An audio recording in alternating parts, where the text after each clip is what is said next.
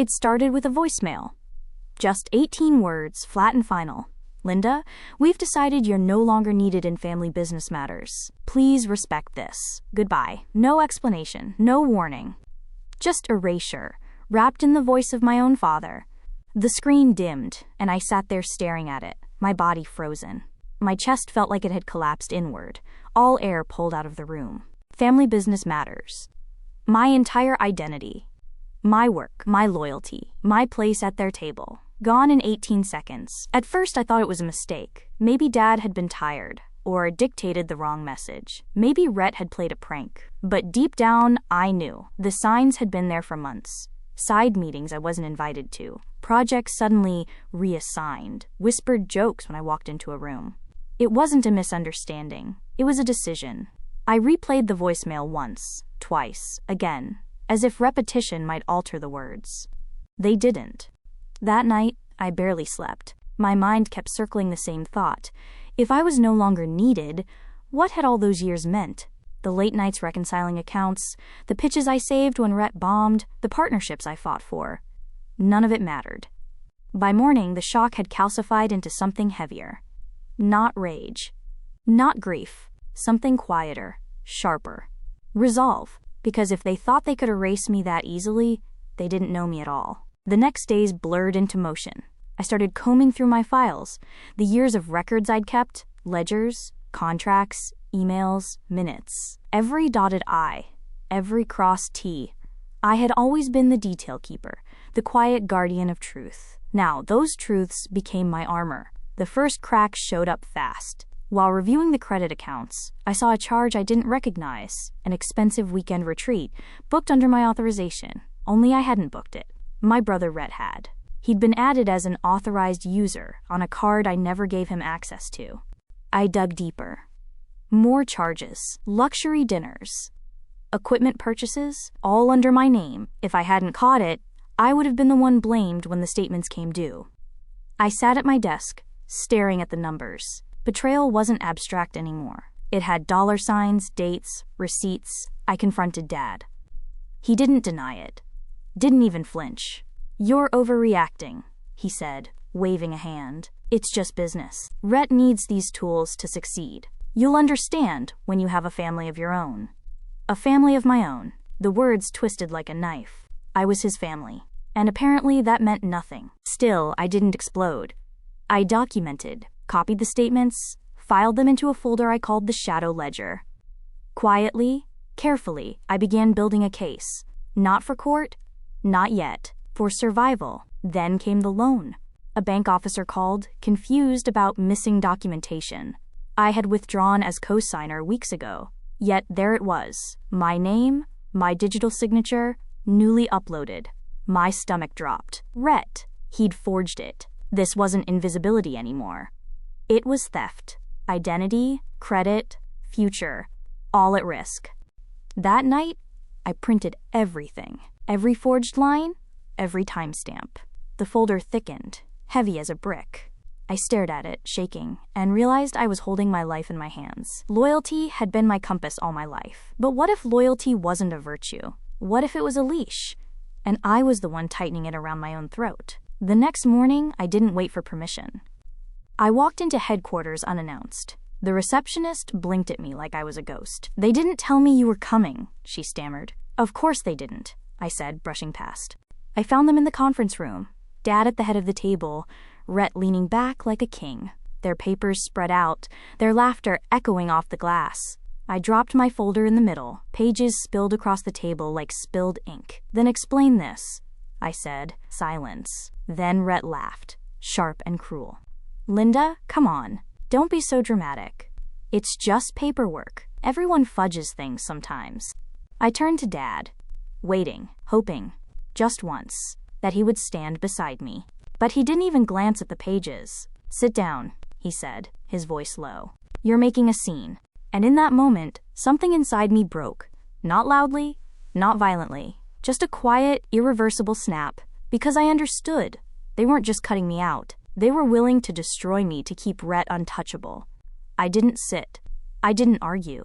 I gathered the papers back into the folder and walked out, past the receptionist, past the logo on the wall with our family name, past the life they thought they owned. When I got home, I placed the folder in a lockbox. Then I called a lawyer.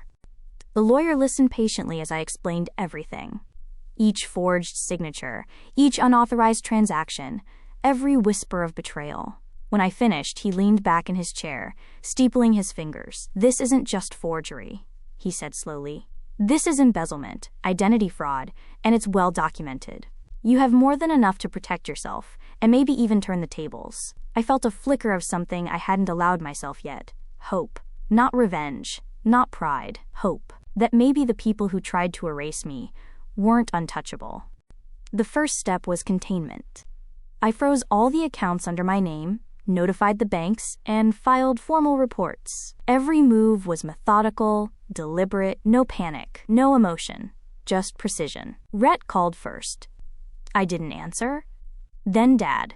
He left a voicemail, trembling with that faint edge of concern that comes when a parent realizes their child might be gone forever. I didn't listen. I was building something larger than confrontation. I was building independence. For the first time in years, my life was mine to direct. Weeks passed.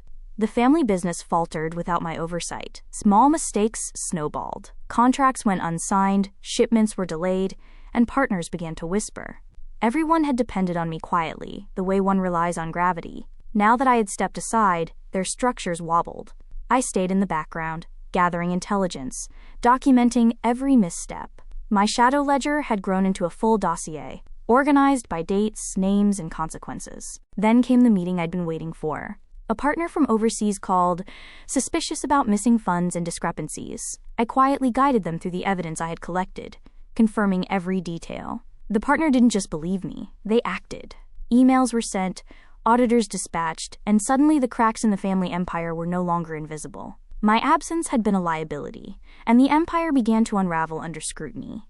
I watched from the sidelines, not gloating, but with a careful sense of satisfaction. For the first time, the power I had wielded silently was visible. Not stolen, not borrowed, but undeniably mine. Rhett panicked. He called, rage and desperation lacing his voice. "You can't do this," he screamed. "This is our family, Linda. You have no right." I smiled, though he couldn't see it. "Yes, I do," I said calmly. "Right now, the right is on my side."